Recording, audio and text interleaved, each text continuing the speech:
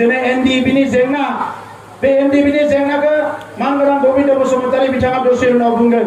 बेहाय जोंनिया बिटिआरनि चिफ मानगोनां प्रमद बर' सारा सफैबाय। दा नोंथांमोना लोगोसे नायलांनो हागोन।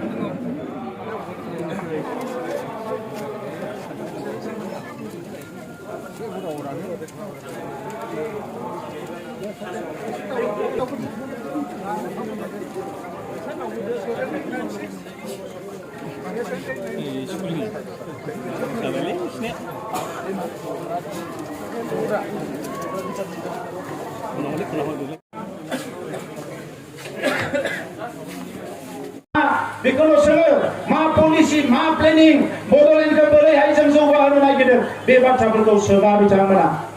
दिनै एनडिएफबि जेंना दिनै एनडिएफबि जेंना बे एनडिएफबि जेंनाखौ मानगोनां गोबिन्द बसुमतारी बिथाङा दसे उनाव बुंगोन।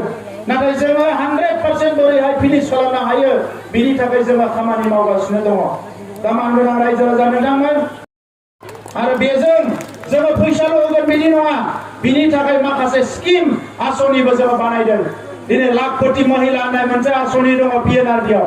बे लाखपति महिला जोंनि आइजोफ्रा बोरै लाखपति जानो हायो दा बिनि थाखाय माखासे जि प्लेनिं पलिसि बेखौ जोङो बानायगासिनो दङ।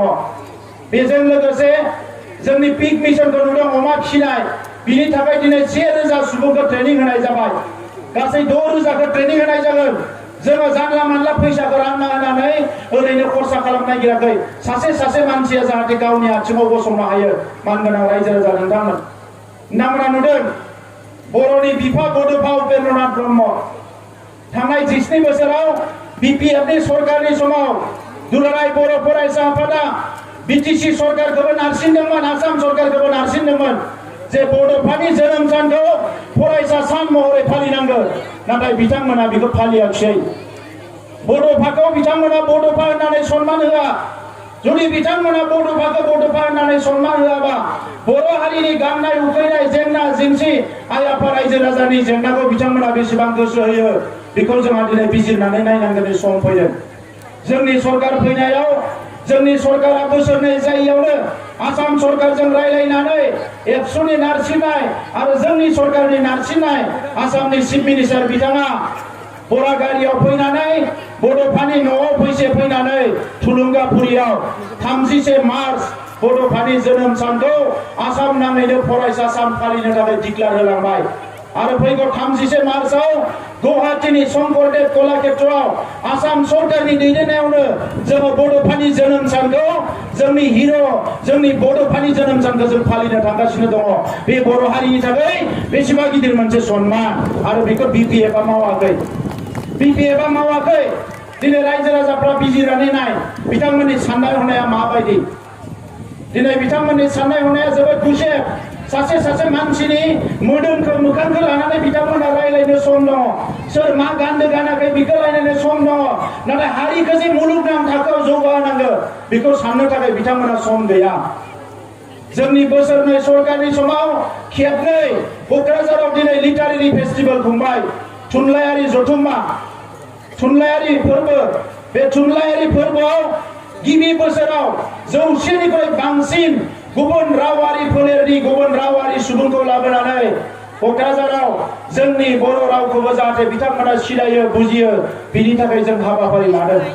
बर'नि रावखौ बुहुमनां थाखोआव लांनांगोन आरो बे बुहुमनां थाखोआव लांनो थाखाय जोङो हाबाफारिखौ जोंनि सरकारा फैनायनि बोसोरसेयावनो जागायदों जेखौ बिथांमोना 70 बोसोरावबो जागायाखिसै।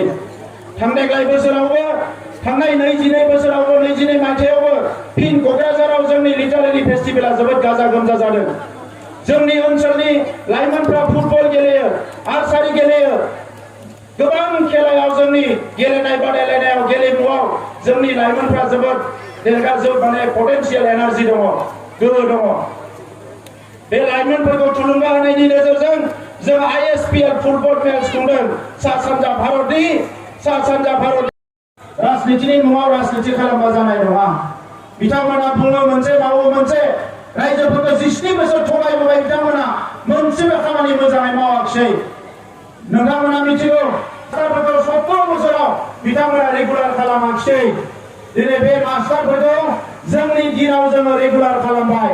बै समाव फैसा जासि जानानैबो घुस जानानैबो लिंना लाबोनानै बिथांमोननि साख्रिखौ रेगुलार खालामनानै होबाय। थांनाय 17 बोसोराव बिथांमोना बे ओनसोलनि राव थुनलाइ हारिमु जौगानायनि खामानि मावनो गोबां खाबु मोनदोंमोन, नाथाय बिथांमोना जेबो मावाखिसै। फेस्टिभेल खुंनायनि नामाव दैजिं फेस्टिभेल खुंबाय। दैजिं फेस्टिभेलाव मा जायो मा जाया नोंथांमोना मिथिगौ। नाथाय जोंनि सरकारनि समाव जों जौ जुवाखौ जेसेबां जोंनि ओनसोलाव दिनै जुवाखौ जों मालाबाबो एलाउ खालामाखै। नाथाय बिथांमोना एसे खाबु मोनोबानो जोङो बे 2 बोसोराव नोजोर होदों जोंनि लाइमोनफ्रा बबे लामाजों थांगासिनो दङ। ड्राग्स जानायनि माखासे थासारि फैदोंमोन बिथांमोननि समनिफ्रायनो दिनै ड्राग्स जानायनि थासारिखौ जेरैखि जाया खमायनो थाखाय जों खामानि मावगासिनो दङ। ड्राग्स फानग्राफोरखौ बोरै एरेस्ट खालामनो हायो, बिथांमोनखौ बोरै जोंनि सरकार फैनायनि उनाव जोङो 3,000 फोरोंगिरिफोरखौ डिजिटेल ट्रेनिं होबाय। अनलाइन जाहाथे क्लास खालामनो हायो। बिथांमोना सासेबो फोरोंगिरिखौ डिजिटेल ट्रेनिं होआखैमोन। जोंनि अफिसारफोरखौ जोङो ट्रेनिं होदों, नाथाय सोलोंथाइखौ जाहाथे मोजां खालामनो हायो। बै समाव खुन्दुं कम्बलनि राजनिति खालामोमोन।